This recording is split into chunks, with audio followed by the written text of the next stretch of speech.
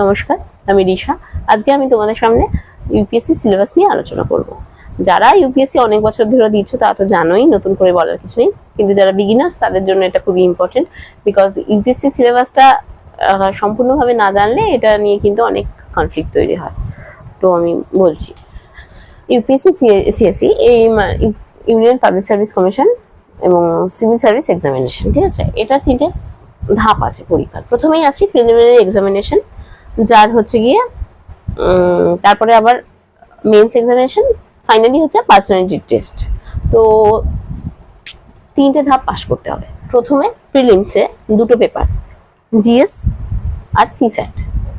GS হচ্ছে 200 মার্কসের পরীক্ষা, ডিউরেশন কতক্ষণ? 2 ঘন্টা। এবং এই পরীক্ষায় তুমি যে মার্কসটা পাবে সেটা কিন্তু মেরিট লিস্টে অ্যাড হবে। বোঝা গেল? 100টা কোশ্চেন থাকবে, প্রত্যেকটায় 2 মার্কস করে। এবং একটা যদি তুমি ভুল উত্তর করো তার জন্য নেগেটিভ মার্ক থাকবে 1/3, অর্থাৎ 2 মার্কস একটা কোশ্চেন ঠিক করলে পাবে। এবং যদি তুমি ভুল করো তাহলে 2 এর 1/3 হচ্ছে 0.63 মার্কস নেগেটিভ মার্কিং। ওকে, এবার হচ্ছে সিস্যাট পেপার। সিস্যাট পেপারেও 200 মার্কসের পরীক্ষা, কিন্তু এক্ষেত্রে 80টা কোশ্চেন থাকবে, প্রত্যেকটায় 2.5 নম্বর করে। এটাতে কিন্তু একটা যদি তুমি ভুল করো নেগেটিভ মার্কিং হবে 2.5 এর 1/3, মানে 0.83 মার্কস, ঠিক আছে? কিন্তু এটা হচ্ছে কোয়ালিফাইং পেপার, 33%-এ পাস করতে হবে, অর্থাৎ 200-র মধ্যে 66-র বেশি তোমাকে পেতে হবে। 67 পেলে তুমি পাস করবে।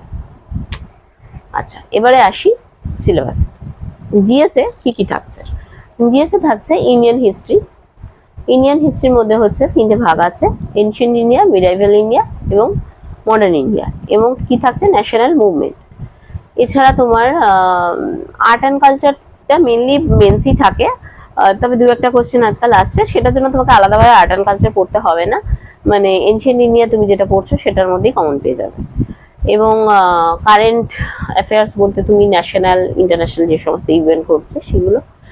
এছাড়া তোমার ইন্ডিয়ান জিওগ্রাফি, ওয়ার্ল্ড জিওগ্রাফি, এছাড়া তোমার ইন্ডিয়ান ইকোনমি, তারপরে তোমার ইন্ডিয়ান পলিটি, গভর্নেন্স, কনস্টিটিউশন, পঞ্চায়েতি রাজ, এগুলো থাকছে। এবার জেনারেল সায়েন্স, যেগুলো তুমি 10 লেভেলে সায়েন্স পড়ে এসছো, লাইফ সায়েন্স, ফিজিক্যাল সায়েন্স, মানে ফিজিক্যাল সায়েন্সের মধ্যে ফিজিক্স, কেমিস্ট্রি সবটাই থাকছে। এবারে আসছে তোমার ওটাকে বলে সায়েন্স অ্যান্ড টেকনোলজি। এবার বলা বাহুল্য, এটা কিন্তু সায়েন্স অ্যান্ড টেকনোলজি কোনো কিন্তু স্ট্যাটিক কোশ্চেন আসে না, এগুলো সব ডাইনামিক, অর্থাৎ প্রত্যেক বছরের কারেন্ট অ্যাফেয়ার্স তোমাকে দেখতে হবে। এটার জন্য আমি বলবো, মানে যে সমস্ত ন্যাশনাল ইন্টারন্যাশনাল ইভেন্টগুলো ঘটছে, স্পোর্টস রিলেটেড বলো, সিনেমা রিলেটেড বলো, বা তোমার সায়েন্স রিলেটেড বলো, তোমার নতুন নতুন কি আবিষ্কার হচ্ছে, বায়োটেকনোলজি রিলেটেড, এবং তোমার স্পেস রিলেটেড, কেমিস্ট্রি রিলেটেড, যাই হোক না কেন নতুন নতুন কি কি আবিষ্কার হচ্ছে, কত এক বছরের লাস্ট 1 ইয়ারের যা যা ইম্পর্টেন্ট নিউজ, সেগুলো তোমাকে ফলো করতে হবে। এই হচ্ছে তোমার জিএস। ওকে, এবার তার মানে তোমাকে ডাইনামিক কোশ্চেন দেখবার জন্য একটা কোনো নিউজ পেপার তোমাকে ফলো করতেই হবে। নিউজ পেপার বলতে দ্য হিন্দু, খুব ভালো নিউজ পেপার। এটা যদি মনে হয় যে প্রত্যেকদিন তোমার পড়া সম্ভব হচ্ছে না, বা ওখানে অনেক পলিটিক্যাল নিউজ থাকে, সেগুলোকে অ্যাভয়েড করতে হবে। যেগুলো তোমার জন্য দরকার অনলি তুমি সেগুলোই ফলো করবে। তো এটা অনেকের ক্ষেত্রে অনেক অসুবিধা হয়, তাই জন্য আমি বলবো, সাজেস্ট করবো যাদের পক্ষে দ্য হিন্দু ফলো করা অসুবিধা, তারা যে কোনো একটা ইনস্টিটিউটের ম্যাগাজিন ফলো করতে পারো, মান্থলি ম্যাগাজিন। যেমন তুমি দৃষ্টি আইএসএরটা ফলো করতে পারো, বাট ওটা খুব খরচ সাপেক্ষ। প্রত্যেক মাসে 220 টাকা করে এক একটা ম্যাগাজিনের দাম, সেই সঙ্গে ডেলিভারি চার্জ নিয়ে তোমার 300 থেকে 320 টাকা মতো করে পড়ছে পার মান্থ। আর সেক্ষেত্রে ভিশন আইএসএরটা তুমি ডাউনলোড করে নিয়ে ফ্রি ডাউনলোড করে পড়তে পারো, ওটা কিন্তু তোমার খরচ সাপেক্ষ হবে না। পিটি 365 প্রিলিমিনারির জন্য, বা মেন্সের জন্য মেন্স 365, এই ম্যাগাজিনগুলো ফলো করতে পারো, ঠিক আছে? তো এটা গেল তোমার জিএস এর সিলেবাস। এবার আসছে সিস্যাট। সিস্যাটে কি থাকছে না, এখানে কম্প্রিহেনশন, ইংলিশ কম্প্রিহেনশন, যেটা 10 লেভেলে পড়ে এসছো, আর ম্যাথ আর রিজনিং, এটা 10 লেভেলে যা পড়েছো। কিন্তু হ্যাঁ, একটা কথা, 10 লেভেলে এটা সিলেবাসের বইয়ে এটা লেখা থাকে যদিও, কিন্তু এটা কিন্তু অ্যাকচুয়ালি পরীক্ষার গেলে তোমরা যখন কোয়েশ্চেন পাবে বুঝতে পারবে অনেকটাই কঠিন আসে। যেমন আমরা ওয়েস্ট বেঙ্গল বোর্ডে যারা বাংলা মিডিয়ামে স্পেসিফিকভাবে পড়ে এসেছি, যে ধরনের কম্প্রিহেনশন আমরা করেছি তার থেকে অনেক হায়ার লেভেলে আসে কোয়েশ্চেন, ঠিক আছে। এমনকি ইংলিশ মিডিয়ামে পড়া ছাত্রছাত্রীদেরও অসুবিধা হয়, কারণ যারা এডিটোরিয়াল নিউজ দেখবে, ইউজ টু হবে, তাদের কাছে এটা ইজি হবে, না হলে কিন্তু এটা খুব কঠিন। আর একটা প্যাসেজ তুমি 2-3 বার পড়বার টাইমই পাবে না, তাহলে তুমি টাইম ম্যানেজমেন্ট করে উঠতে পারবে না। একটা প্যাসেজ তোমাকে আনসিন প্যাসেজ মানে একবার পড়েই অ্যান্সার করতে হবে, তার বেশি তুমি টাইম ওয়েস্ট করতে পারবে না। খুব স্পিড লাগবে, এবং সেই স্পিডটা তখনই আসবে যখন তোমার ফ্লুয়েন্সি বাড়বে, মানে যখন তোমার নলেজ বাড়বে। তুমি যত বেশি প্র্যাকটিস করবে তত বেশি ফ্লুয়েন্সি বাড়বে। এবং শুধু তাই নয়, ম্যাথের ক্ষেত্রেও তাই, রিজনিং এর ক্ষেত্রেও তাই। ম্যাথ যে লেভেলে আসে বলা হয় 10 লেভেল, কিন্তু পরীক্ষায় আজকাল আইআইটির অঙ্ক আসছে, ইভেন ক্যাট ম্যাট এই সমস্ত পরীক্ষা যে ধরনের ম্যাথ আসে সেগুলো কিন্তু পরীক্ষা আসছে। তো সো বি কেয়ারফুল, হ্যাঁ, প্র্যাকটিস করে যেতে হবে, অনেক অনেক মক টেস্ট দিতে হবে এক্সাম হলে যাওয়ার আগে, যাতে টাইম ম্যানেজমেন্টটা করে আসতে পারো। তো এখানে গেল প্রিলিমসের সিলেবাস নিয়ে আমরা আলোচনা করলাম। এবারে আসছি মেন্সের সিলেবাস নিয়ে। মেন্সে পেপার এ এবং পেপার বি। এবার আমি আরেকটা জিনিস বলে দিচ্ছি তোমাদের, প্রিলিমসে যে স্কোরটা তোমরা করছো, মানে তোমাদের ম্যাথ রিজনিং এর সিসেট পেপার যেটা, ওটা কিন্তু কোয়ালিফাইং পেপার। অনলি যারা ম্যাথে স্ট্রং তারা ম্যাথটাকে অ্যাটেন্ড করবার চেষ্টা করবে, আর যারা ইংলিশে স্ট্রং, ম্যাথে একটু উইক, তারা ইংলিশ আর রিজনিং দিয়ে, মানে মধ্যে কথা হলো তোমাকে 67 পেতে হবে, ঠিক আছে, তার বেশি পেয়ে দরকার নেই। মানে তোমাকে 90 যদি তুমি অ্যাটেন্ড করো তাহলে অ্যাটলিস্ট 67 চলেই আসবে। তো ভুল ভাল উত্তর দেবে না, যতটুকু দেবে ঠিকঠাক দেওয়ার চেষ্টা করবে। আর তুমি জিএসএ যে 200 মার্কসের পরীক্ষা দিচ্ছ সেটার উপরেই কিন্তু তোমার মেরিট লিস্ট তৈরি হবে, এবং এই নাম্বারটা কিন্তু পরে ফাইনালে গিয়ে অ্যাড হবে না। তুমি ফাইনালে গিয়ে যেটা অ্যাড হবে সেটা হচ্ছে তোমার মেন্সের নাম্বার আর পার্সোনালিটি টেস্টের নাম্বার। So be careful. এবার মেন্সের সিলেবাসে আসি। মেন্সে হচ্ছে পেপার এ এবং পেপার বি। পেপার এতে আমাদের ভারতীয় সংবিধানে যে 22টা ল্যাঙ্গুয়েজ আছে, সেই 22টা ল্যাঙ্গুয়েজের মধ্যে যে কোনো একটা নিতে হবে। সেটা হিন্দি নিতে পারো, বেঙ্গলি নিতে পারো, সাঁওতালি নিতে পারো, তোমার যা ইচ্ছে। আমার কাছে পড়লে আমি বেঙ্গলিটাই পড়াবো। তো বেঙ্গলিতে যে সিলেবাস তোমরা ক্লাস 10 লেভেলে মানে যে ব্যাকরণ পড়েছো, হ্যাঁ, ভাব সম্প্রসারণ, ভাবার্থ, যেটাকে আমরা প্রেসি বলি ইংলিশে, হ্যাঁ, এগুলো আছে। এবং তার সঙ্গে থাকবে বেঙ্গলি টু ইংলিশ ট্রান্সলেশন, বা যে কোনো ইন্ডিয়ান ল্যাঙ্গুয়েজ যে নেবে সেটার সাথে ইংলিশে ট্রান্সলেশন এবং ভাইস ভার্সা, ঠিক আছে। তো এটা গেল গ্রামার, ভোকাবুলারি, মানে বাংলা নিলেও তোমাকে গ্রামার, ভোকাবুলারি, প্রেসি রাইটিং এগুলো থাকছে বাংলাতেও, হিন্দিতে যে যাই নাও না কেন সেটা, ট্রান্সলেশন এগুলো থাকছে। 300 নম্বরের পেপার, 3 ঘন্টা ডিউরেশন, এবং এক্ষেত্রে কোয়ালিফাইং পেপার এটা, এবং 25%-এ পাস করতে হবে, অর্থাৎ 300-তে 75 পেতে হবে। পেপার বিতে কম্পালসারি ইংলিশ, সেখানে গিয়ে কিন্তু কম্প্রিহেনশন করতে হবে না, সেখানে গিয়ে গ্রামার, ভোকাবুলারি যেরকম 10 লেভেলে শিখে এসছো তোমরা সেটাই করবে। প্রেসি রাইটিং এগুলোই থাকবে, এসে থাকবে, ঠিক আছে। তো এই গেল পেপার বি। এটাও 300 নম্বরের 75 পেতে হবে, মানে 25% মিনিমাম। এটাও কোয়ালিফাইং পেপার, 3 ঘন্টা ডিউরেশন হলো। এই নাম্বারগুলো কিন্তু যোগ হবে না মেরিট লিস্টে, অনলি পাস করতে হবে। এবারে যেগুলো মেরিট লিস্টে কাউন্ট হবে সেগুলো আমি আসছি। পেপার 1 অর্থাৎ এসে পেপার, এটা 250 নম্বরের পেপার, 2টো এসে লিখতে হবে। এক একটা এসেতে 125 নাম্বার থাকবে, 2টো এসে নিয়ে 250 নম্বর, ডিউরেশন 3 ঘন্টা। এটা থেকে কিন্তু মেরিট লিস্টে অ্যাড হবে, এটা কিন্তু কোয়ালিফাইং পেপার নয়। এবং এই এসেটা তোমরা 2টো সেকশন থাকবে, সেকশন এ, সেকশন বি। সেকশন এ তে 4টে এসে থাকবে, 4টের মধ্যে একটা চয়েস করতে হবে। সেকশন বি তে আরো 4টে এসে থাকবে, সেই 4টের মধ্যে একটা চয়েস করতে হবে। এবং সেই এসেগুলো কিন্তু অন্যরকম টাইপের আসবে, সেটা সায়েন্স রিলেটেড আসতে পারে, ইকোনমিক রিলেটেড হতে পারে, সেটা ফিলোসফি রিলেটেড হতে পারে, সায়েন্স রিলেটেড হতে পারে, এক্সেট্রা। তো কি রিলেটেড আসবে সেটা প্রেডিক্ট করা মুশকিল, প্রিভিয়াস ইয়ারের কোশ্চেনগুলো দেখলে তোমরা বুঝতে পারবে, ঠিক আছে। তো এসেতে 1000 থেকে 1200টা শব্দের মধ্যে এসে লিখতে হবে, বোঝা গেল। এই গেল এসে পেপার। এবার হচ্ছে নেক্সট হচ্ছে তোমার পেপার 2, মানে GS1। GS1 এ যেটা থাকছে সেটা হচ্ছে ইন্ডিয়ান আর্ট অ্যান্ড কালচার বা হেরিটেজ অ্যান্ড কালচার। এটা ওয়ার্ল্ড হিস্ট্রি, ওয়ার্ল্ড জিওগ্রাফি, আর হচ্ছে ইন্ডিয়ান সোসাইটি। এটারও সময় হচ্ছে 3 ঘন্টা, এবং 250 নম্বরের পরীক্ষা মেরিট লিস্টে অ্যাড হবে।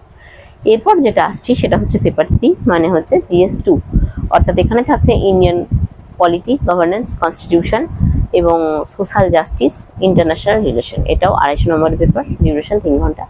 এরপরে যেটা আসছে সেটা হচ্ছে পেপার 4 মানে GS3, মানে এখানে থাকছে science and technology, economic development এবং environmental science, biodiversity, internal security, disaster management, হ্যাঁ, সায়েন্স অ্যান্ড টেকনোলজি, এগুলো। এটাও সেম ওই 3 ঘন্টা ডিউরেশন, 250 মার্কসের পরীক্ষা। তো এরপরে যেটাতে আসছে সেটা হচ্ছে তোমার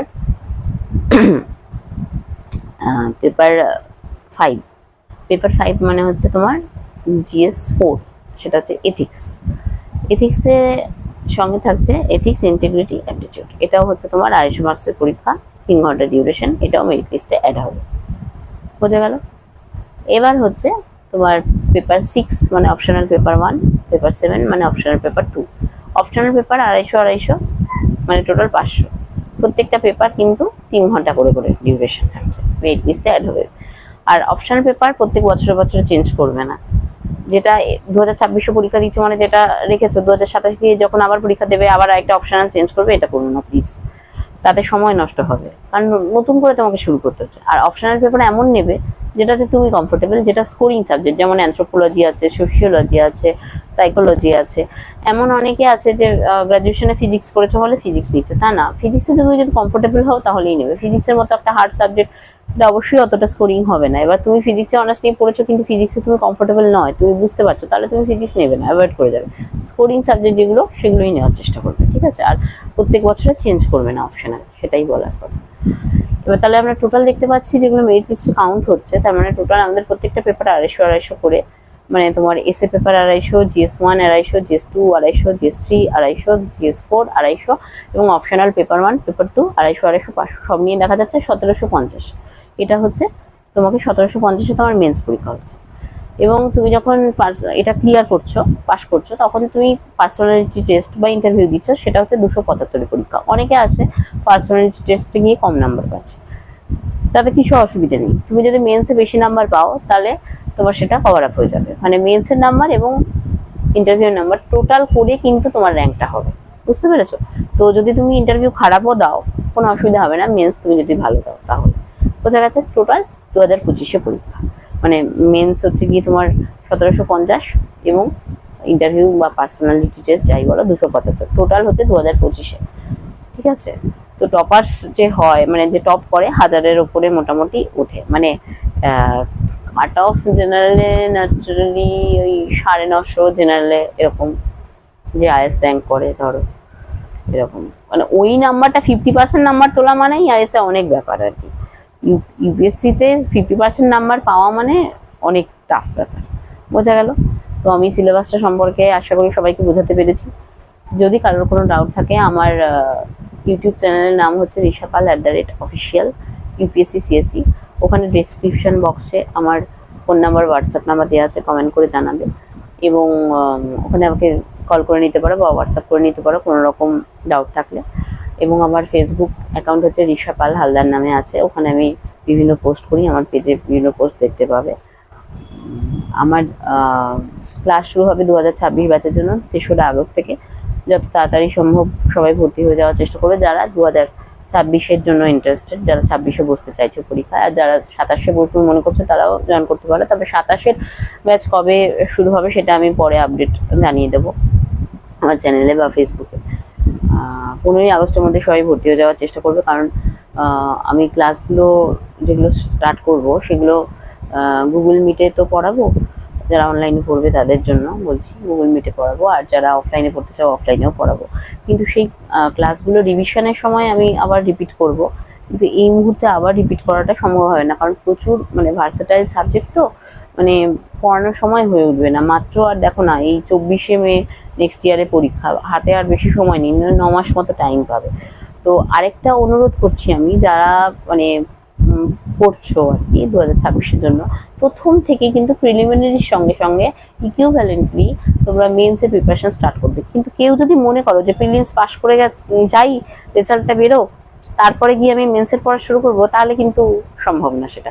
কারণ টপারদের ইন্টারভিউ শুনবে তারা কিভাবে পড়াশোনা করে। কারণ প্রিলিমিনারিটা ধরো হবে 2026-এর 24শে মে, তার মোটামুটি 2 সপ্তাহ পরে রেজাল্ট বেরোবে, এবং তারপরে তোমার আবার পরীক্ষাটা শুরু হচ্ছে মোটামুটি অগস্ট মাসের 3rd উইক থেকে। তার মানে তুমি হাতে সময় কতটা পাচ্ছ? বেশি দিন তো পাচ্ছ না। 24শে মেতে পরীক্ষা শেষ হচ্ছে, জুন মাসে রেজাল্ট বেরোচ্ছে মিড অফ জুনে। তার মানে তোমার জুলাই আগস্ট, মানে ওই 2 মাস থেকে ম্যাক্সিমাম 2.5 মাস হাতে সময় পাচ্ছে। 2.5 মাসে এত সিলেবাস তো কভার করতে পারবে না। অপশনাল সাবজেক্ট 500 নম্বরের, তারপরে মেন্সে অ্যান্সার রাইটিং প্র্যাকটিস করতে হবে, বড় বড় উত্তর ইংলিশে লিখতে হবে। তো সেগুলো তো প্র্যাকটিস করতে হবে আগে থেকে। তো সেটা প্রিলিমসের সঙ্গে সঙ্গে ইকুইভ্যালেন্টলি তোমাদেরকে প্র্যাকটিস করতে হবে। রোজ একটা করে অ্যান্সার রাইটিং প্র্যাকটিস করতে হবে, অপশনাল পড়া শুরু করতে হবে, তো লেখা প্র্যাকটিস করতে হবে। মক টেস্টের সঙ্গে সঙ্গে তোমাদের মেন্সের জন্য প্রিপেয়ার হতে হবে। এবং ঠিক প্রিলিমিনারির 2.5 মাস আগে থেকে মেন্সের প্রিপারেশনটা বন্ধ করে শুধুই প্রিলিমিনারি প্রিপারেশন নেবে, তখন বোঝা গেল? এইভাবে কিন্তু প্রিপারেশন নিতে হবে। আরেকটা কথা যেটা বলতে চাইছি, এসএ পেপার এবং জিএস পেপার, এই দুটো পেপার যদি তোমরা রিজিওনাল ল্যাঙ্গুয়েজে দাও তাহলে দিতে পারো, হিন্দি বা বাংলা বা যে কোনো যার যেটা রিজিওনাল ল্যাঙ্গুয়েজ তুমি দিতে পারো। সেক্ষেত্রে অপশনাল পেপারটা তুমি ইংলিশে দিতে পারবে।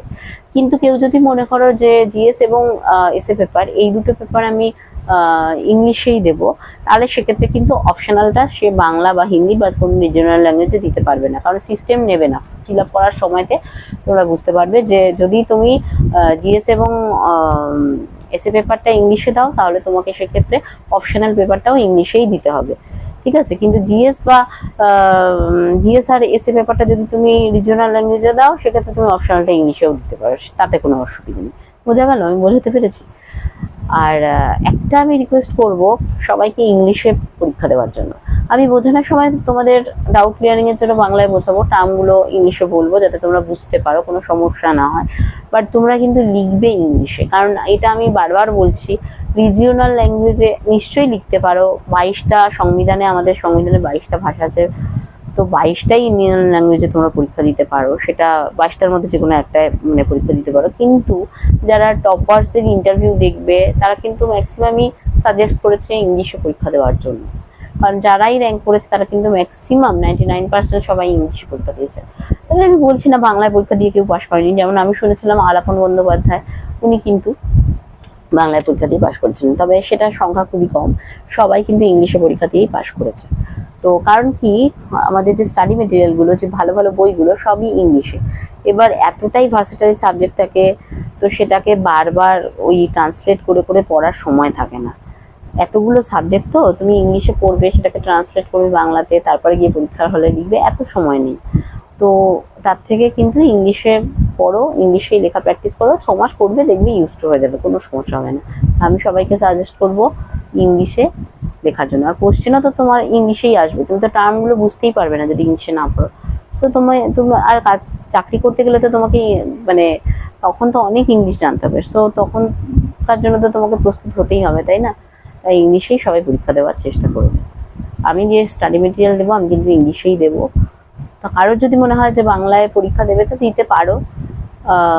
কিছু কিছু বই আছে বাংলার, আমি তোমাদের হেল্প করতে পারি সেক্ষেত্রে। যেমন ভূগোল আছে, ইতিহাস আছে, তবে মেটেরিয়ালগুলো অতটা ভালো নয়। বাংলার যে মেটেরিয়ালগুলো না অতটা ভালো নয়। আর সব সাবজেক্ট তুমি বাংলায় পাবে না। ইন্টারনাল সিকিউরিটি, ইন্টারন্যাশনাল রিলেশন, এগুলোর কোনো বাংলা বই হয় না। সেই জন্যই আমার অনুরোধ তোমাদেরকে যে ইংলিশে পরীক্ষাটা দেওয়ার চেষ্টা করো, দেখবে প্র্যাকটিস করবে, কোনো কিছুই মানুষের দ্বারা অসম্ভব না। তাহলে আজকে এই পর্যন্তই রাখছি। নেক্সট দিন থেকে নেক্সট ভিডিওতে আমি তোমাদের ক্লাসগুলো আপডেট করা শুরু করবো, ঠিক আছে? নমস্কার।